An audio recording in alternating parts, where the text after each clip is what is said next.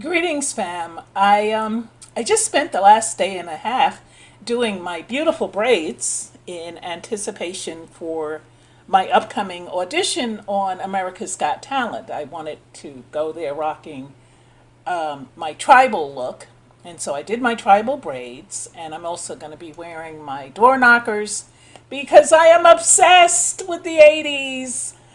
Nonetheless, in doing the braids, which is a very spiritual thing for me, I decided to do a video on the history of braids because a lot of people think that this is something new. It's a new trend. I saw when Khloe Kardashian put her braids in, she had hashtag white girls do it better. And then she also, the media jumped on it with, oh, look at her new trendy look. But there's nothing new about braids at all. In fact, in Africa, we were doing it thousands of years ago. And so I want to just go into the history of braiding and just, for those of you who may not know, well, now you'll know. Because there's a lot more to braids than just it being a hairstyle. In African culture, braids said a lot about the tribe that you were from. It also said a lot about the person who wore them. So, without any further ado, we're going to go into the video. And thank you. Thank you so much for watching. God bless. So, if you've ever wondered where your beloved Beyonce lemonade braids came from, or how a variety of braiding techniques and styles came to be, let's go back to the beginning, 30,000 years back to be exact. It all started in Africa. In fact, the oldest known image of braiding was discovered along the Nile River by an ancient burial site known as Saqqara. Braids were even etched into the back of the head of the Great Sphinx of Giza. African tribes, groups, and regions adorned their heads for cultural significance and was as complex and diverse as the many styles we know and love to recreate today. Much like fashion in history, hair has long been a marker of one's attributes, such as social status, wealth, religion, age, marital status, and position. I want to take a look in particular at the most popular styles of today. Cornrows. History can show to anyone that cornrows originated in Africa, but many still lack the reasoning as to why.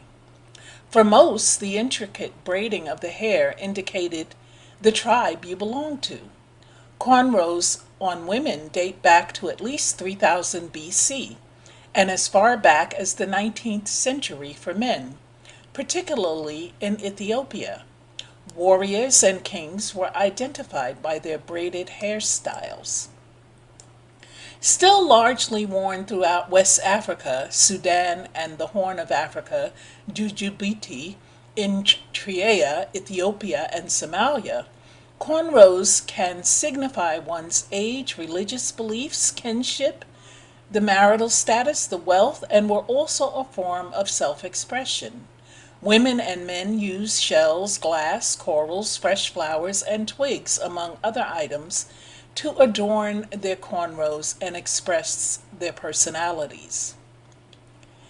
In Ghana, braids, which are often called banana braids or fishbone braids, can be traced all the way back as well to Africa. The earliest depictions of these Ghana braids appear in hieroglyphics and sculptures carved around 500 BC, illustrating the attention Africans paid to their hair. For centuries, they've been an integral part of many different Ghanaian ethnic, religious, social, and cultural traditions. What makes Ghana braiding so different from the traditional cornrowing is the start and the finish. Each braid is started off small, soft, and natural, but as it goes into the braid, it becomes much thicker and fuller, and in the middle, in particular, until it is tapered off at the ends. For centuries, they've been an integral part of many Ghanaian culture, cultural traditions. The Fulani braids, or the Fula, or the Fulani tribe, is the largest nomadic pastoral community in the world that populates West Africa and the Sahel region, pardon me. A very traditional hairstyle for women includes long hair being put into five long braids that either hang or are looped on the sides with a coiffure in the middle of the head. Hair is decorated with beads and cowrie shells, a tradition that is passed through the generations to women and young girls includes attaching the family's silver coins and amber onto the braids as a heritage symbol as well as for aesthetic purposes. Goddess braids can also be dated back to the times of ancient Africa. They are similar in shape to traditional cornrows, however, the braids are much thicker throughout, raised, very sleek, and defined. They were a symbol of artwork, creativity, precision, and a new dimension of style. Box braids can be dated back as far as 3500 BC in South Africa. The box braids, all that we all know and love today, aren't that different from the Mbuvi braids of Nambia or the chin-length bob braids of the women of the Nile Valley from over 3,000 years ago. Hair was once wefted into fiber skull caps made of durable materials like wool, felt, and even human hair to reuse for their traditional garb and rituals. Cowrie shells, jewels, beads, and other meaningful items adorn box braids of earlier women, alluding to their readiness to mate, emulation of wealth, high priesthood, and various other classifications. Box braids were expensive in terms of time, material, and installation, and it could have been assumed that a woman who could afford to sit for many hours adorning her crown was indeed a woman of fortune. Installing these required both precision and patience, with the process taking anywhere from 4 to 8 hours depending on how long and how thick you wanted the braids to be. So basically, that is the history of braids as we know it. I wanted to just go into that and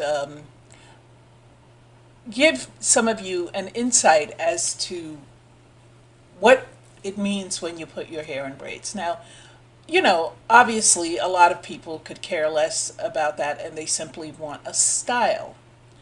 But for those of you who want to be able to share the culture, because like everything else in black culture, this also has been misappropriated.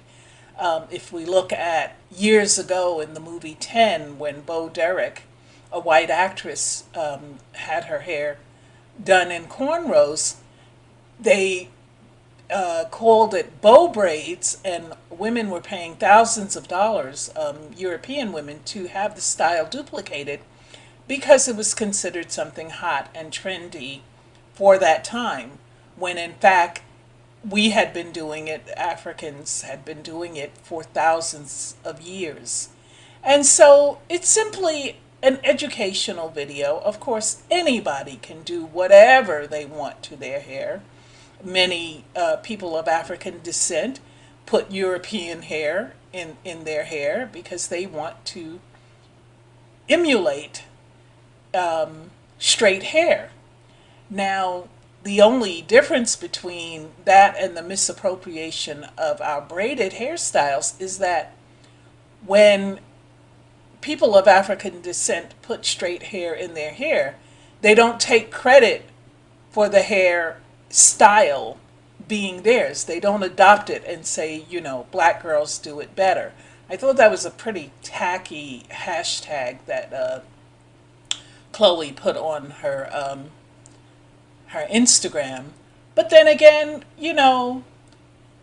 she's a young girl, and she may not be the sharpest knife in the drawer. So go figure.